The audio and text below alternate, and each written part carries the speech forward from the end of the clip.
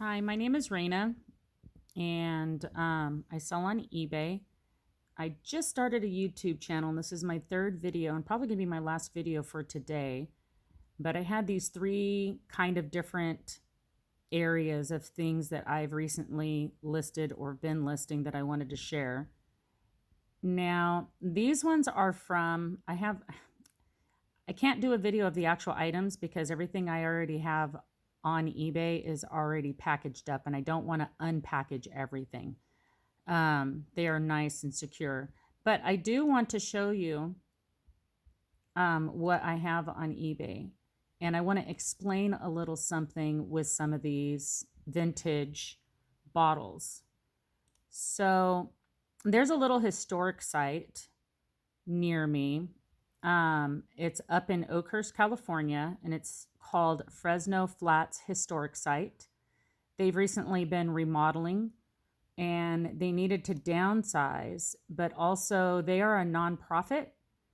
And because they are a small mountain historic site, they needed some more funding. So with some of these items, man, I love this one. This one is so pretty. I just wanted to kind of show you some of these antique vintage bottles. Now, I am going to go into some of the details and try to explain some of my detail process with this. There is a website that one could go to when trying to figure out some information on some of these old bottles. And in my description, basically what I do, so if you end up going to my eBay site and pulling up one of these, hopefully it's not confusing because I do explain my process.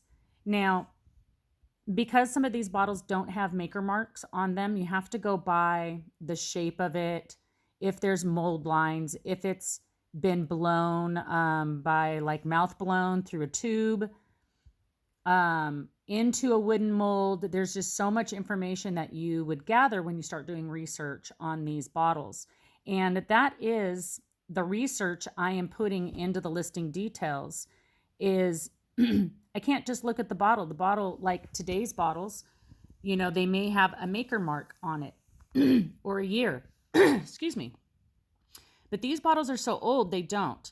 This one that I'm absolutely in love with, it does have the shape of a chestnut flask, and chestnut flasks came from, it's like a New England thing, and that could be from the late 1700s to the early 1800s, and there are a lot of visible marks that put it down that way. And so I kind of just put in here the research I've gathered from multiple different websites and pulling info from other people and forums, trying to get a date.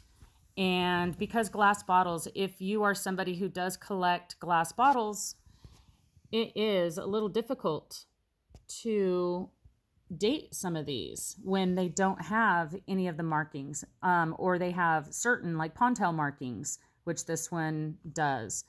So all of these bottles, that's what I have done, is I put in a little bit of history and I describe the bottle and try to explain why I have put down the years that I put down and or the price. And then there is a little bit of information about the historic site that I am selling these bottles for on consignment. All right. Well, hopefully you'll go to my eBay store if you're a glass bottle collector. And especially if you like those old vintage, well, I shouldn't even say vintage. These are older than vintage. These are antique bottles, and maybe you can pick a new one up for your collection. Look at that. Look how pretty these are. Make me an offer. I just put a best offer on all these listings because, you know, they're really only worth what the person's willing to pay for them. All right, guys. Till next time. Bye.